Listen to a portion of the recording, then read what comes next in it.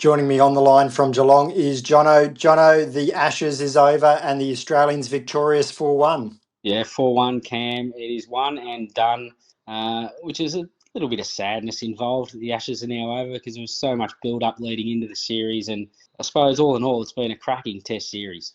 And it has been a huge build-up. Two of those test matches only went for 2 days. There's a sense of, I don't know, disappointment that we didn't quite get what we thought we were going to get. Yeah, too right, Cam. The first test over in Perth only went for 2 days, and which everyone was shocked about. And then I suppose more so the Melbourne test, where historically you get 4 or 5 days at the MCG with a slower wicket, only lasted the 2 days. And for myself personally, it was terrible because I was meant to go day 4, so I missed out. Um, Drop-in wickets, that's what's been used around the country. Should this really be happening with drop-in wickets? Surely we can control the conditions a little bit better than what we've delivered. I think the fear with the ground staff now is the amount of AFL particularly played on these venues that by the time the tests roll around, they just haven't got enough time to prepare the wickets.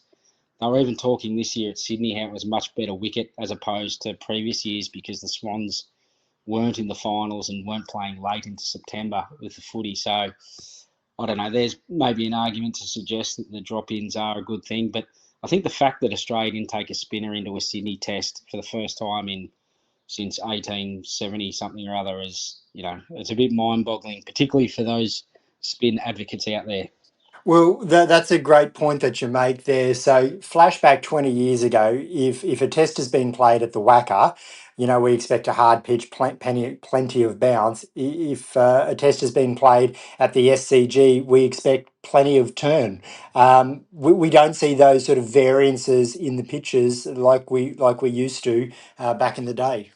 No, we don't. And I heard one commentator speaking in relation to the spinners. If you're a 12-year-old spinner now, well, they're looking at the Australian team and they're not taking spinners in the last couple of Test matches. And imagine, when I was a kid and Shane Warne was playing, everybody was bowling leg spin because they wanted to be like Shane Warne. So yeah, it's an interesting concept now. They're producing wickets in Australia that seem, we haven't seen a wicket in the world seam before like we did in Melbourne. With the 10 mil of grass that was left on that pitch. So, yeah, it's an interesting concept, but I suppose we just got to keep adapting to the game.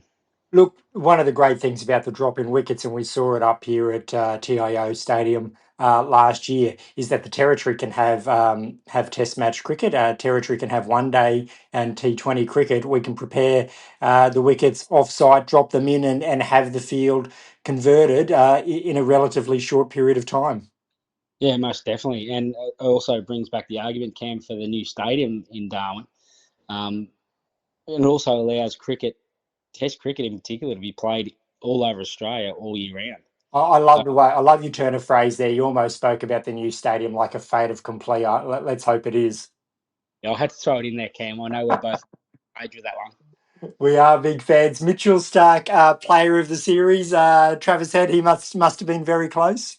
Yeah, too right. Like there's arguments for and against, but Mitch Stark, what a series he had. Man of the match in the first 2 tests. He finished with 31 wickets for the series and 156 runs.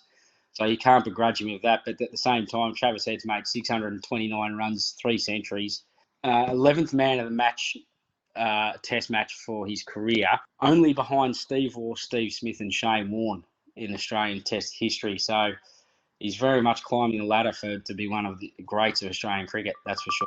He certainly is. And speaking of greats, Usman Khawaja, his last knock in the bag of green, a great way for him to end his Test match career.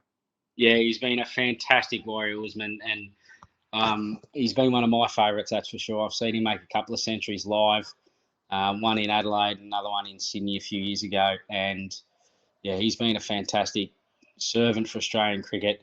Just a shame he couldn't hang around today for the end and hit the winning runs, but yeah, you can't say a bad word about what Usman's done for Australian cricket.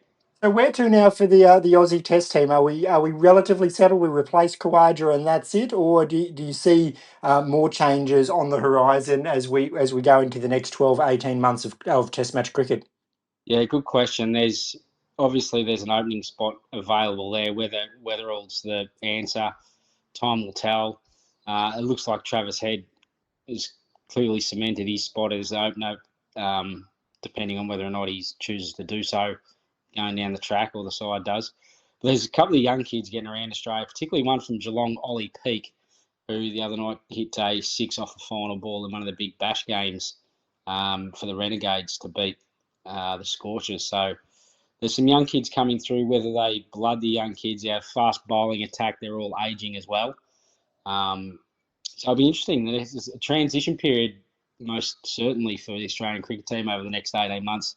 And you would think in 18 months' time over in the Ashes in England that it'll be a totally different looking side. Yeah, it will be. Jono, enjoyed the Big Bash cricket, and thanks for joining us once again on WCBH.